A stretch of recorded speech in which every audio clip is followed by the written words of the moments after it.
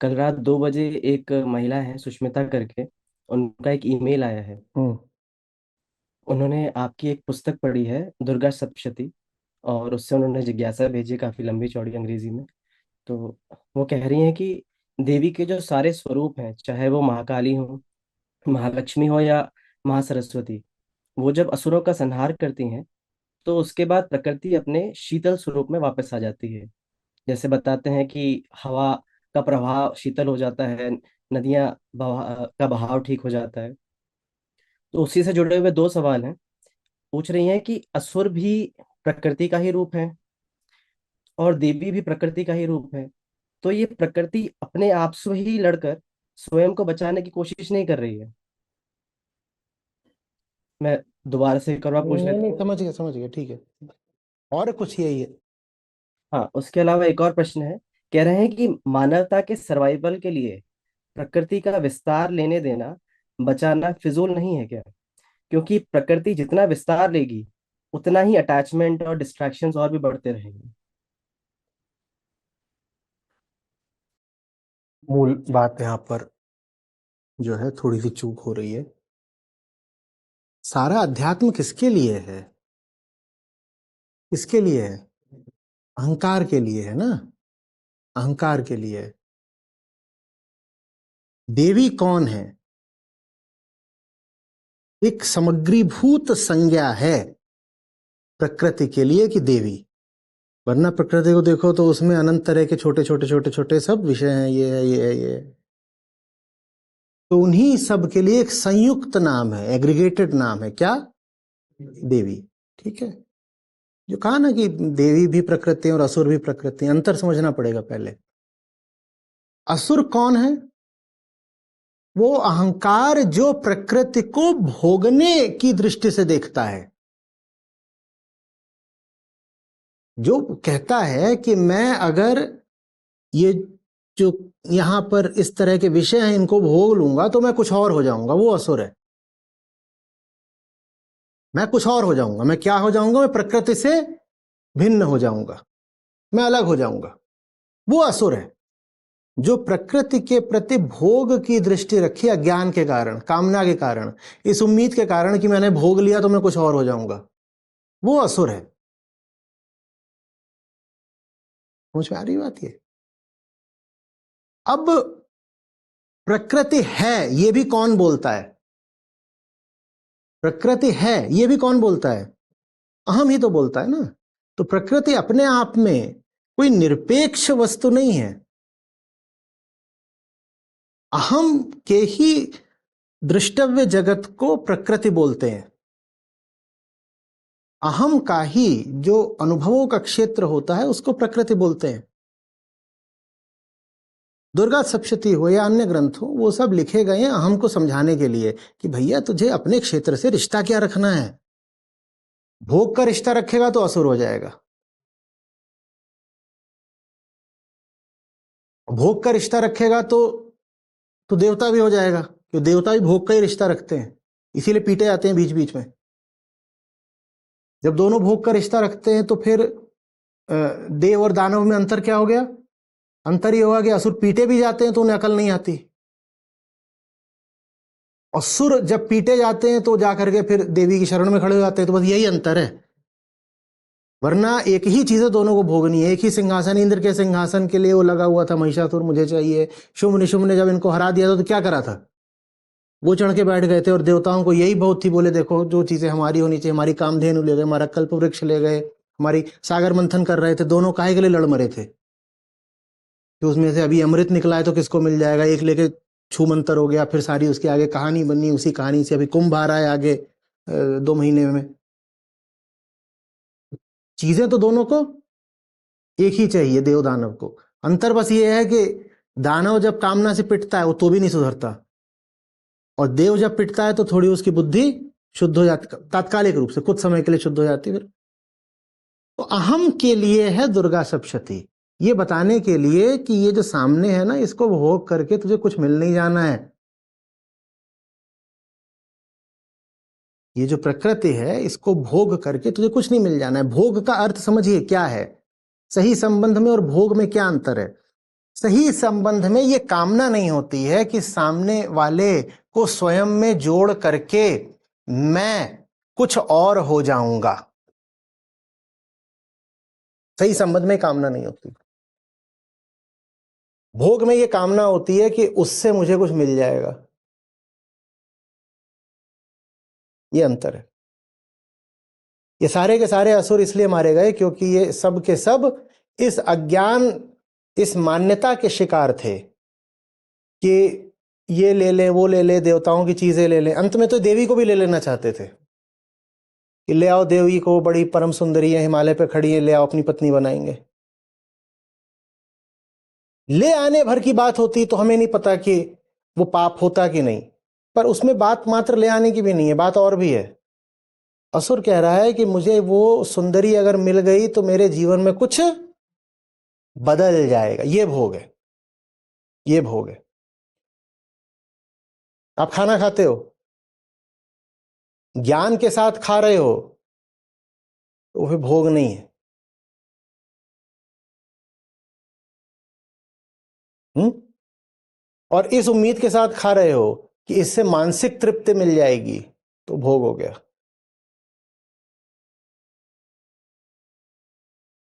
बस खा रहे हो क्योंकि शरीर भूखा है, शरीर ने मांगा था तो भोग नहीं। और खा रहे हो ये सोच के कि इससे मन को चैन मिल जाएगा।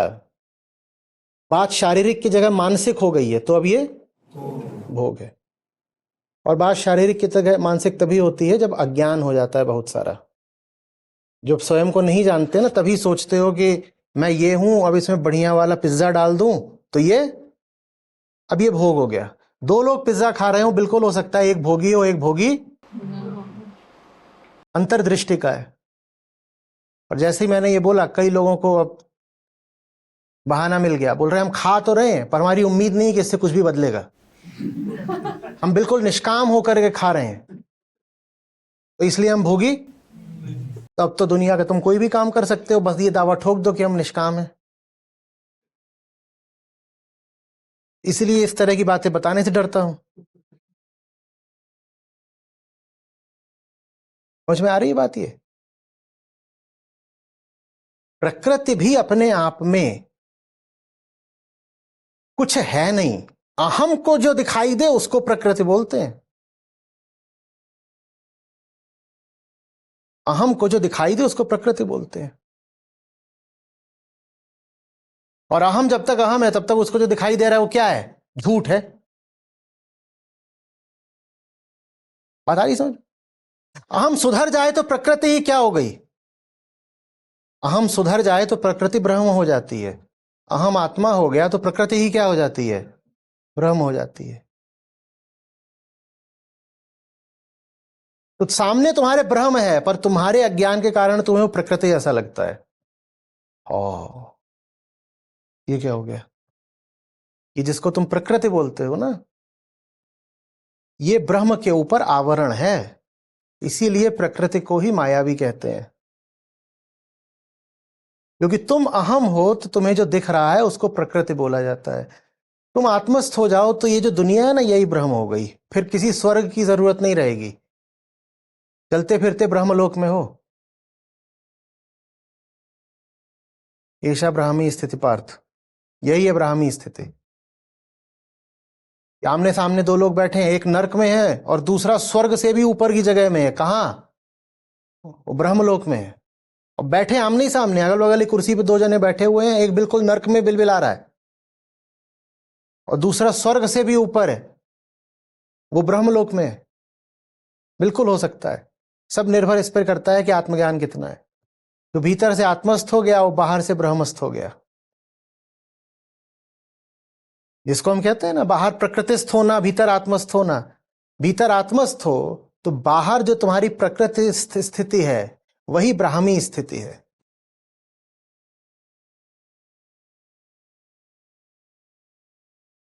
ये कर मत देना कि असुर भी तो प्रकृति है, सुर भी प्रकृति है, सुरा भी प्रकृति है, सब प्रकृति ही प्रकृति है। जैसे वो प्रश्न आया था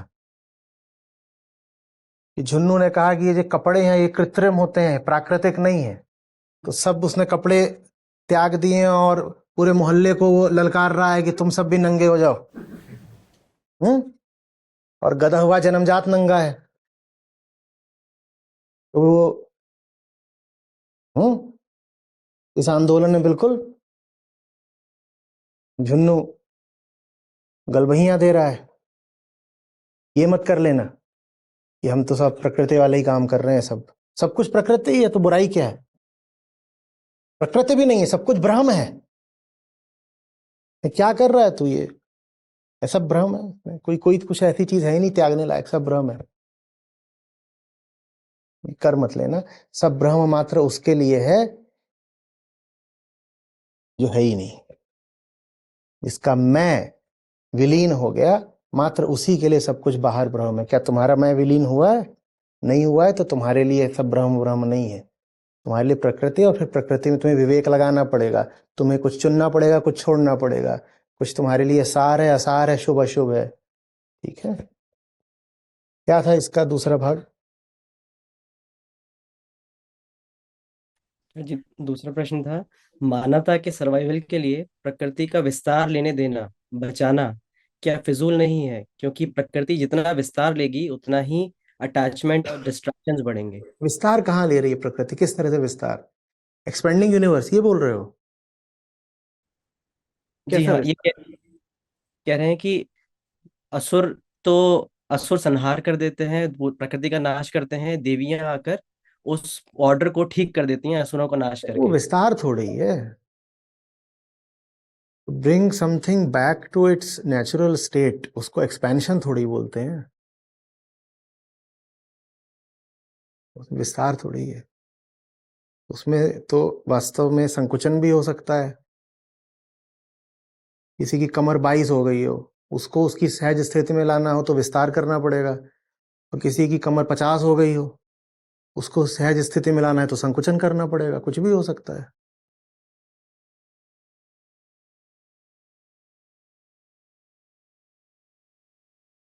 विस्तार वाली कोई बात नहीं।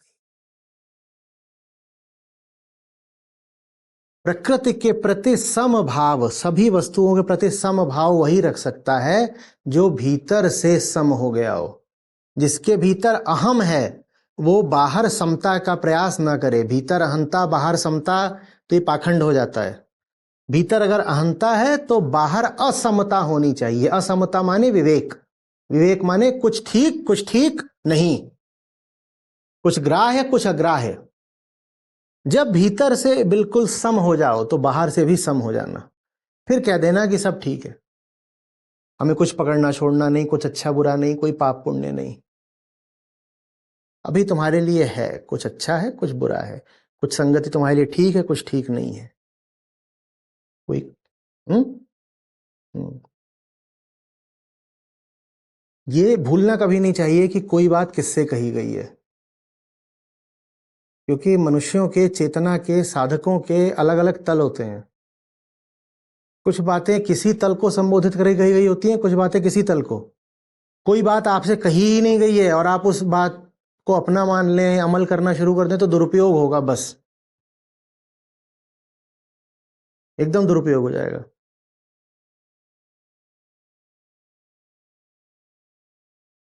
कुछ बातें एकदम प्राथमिक तल के लोगों से बोली गई होती हैं, कुछ थोड़ा ऊपर के, कुछ थोड़ा और ऊपर के।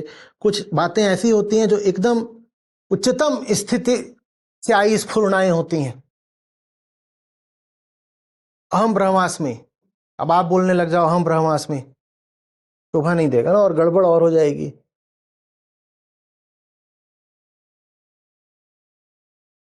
बोला याद है ना, पाछे पाछे हरी फिरे। मिले थे एक, बोले क्या जरूरत है हमें ज्ञान का पीछा करने की, ग्रंथ में सर खपाने की। अरे हरि हमारे पीछे आएंगे, हम मुक्ति का पीछा क्यों करें? मुक्ति हमारे चरण चूमेगी। उन्होंने उद्धृत कर दिया। हम्म। कबीरा मन निर्मल भया जैसे गंगा नीर, और पाछे पाछे हरि फिरे कहत कबीर कबीर। अगर दूसरी बात तुमको याद है, पाछे पाछे हरि फिरे, जो पहली बात ऊपर लिखी हुई है, कि मन निर्मल भया जैसे गंगा नीर। तुम्हारा निर्मल हो गया है क्या? है? तुम्हारे पीछे हरी फिरेंगे। असल में शायद पहली बार झुन्नूलाल ने उसी दिन जन्म लिया था, है? और धनिया ने भी। मैंने कहा वो बात कबीरों से कही गई है कि पाछे पाछे हरी फिरे, तुम झुन्नूलाल हो। कैसा अटपटा होगा दोहा, पाछे पाछे हरी फिरे कहत झुन्नू झुन्नू। बड़ा आकर्षक लगता है। कबीरा मन निर्मल भया जैसे गंगा नीर, पाछे पाछे हरि फिरे कहत कबीर कबीर। कहीं ये तो सही है, अभी तक तो कुत्ते ही फिरते थे हमारे पीछे। देखो भाव कितने खा रहे हैं हम मुड़ के नहीं देख रहे, हम ऐसे चल रहे हैं।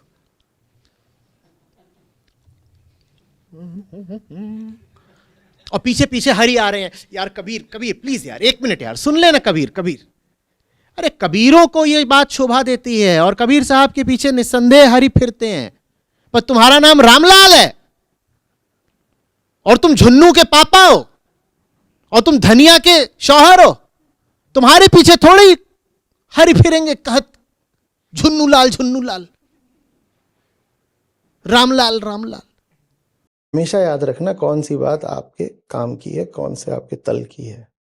मैं कोशिश करता हूं कि जब भी कोई बात जो आप में से बहुतों के काम की ना हो, वैसी कोई बात कभी ग्रंथ में आ जाए तो आपको सावधान कर देता हूं कि इसको आजमाने मत लग जाना, अभी तुम्हारा समय नहीं आया है।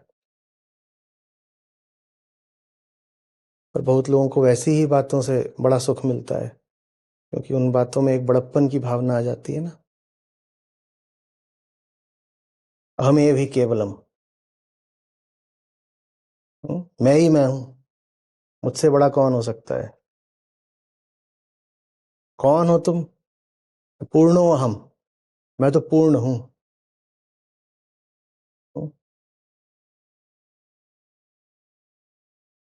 कल तक चूर्ण थे, आज एक ठो लोग कहीं से बाँच आए हैं तो पूर्ण हो गए।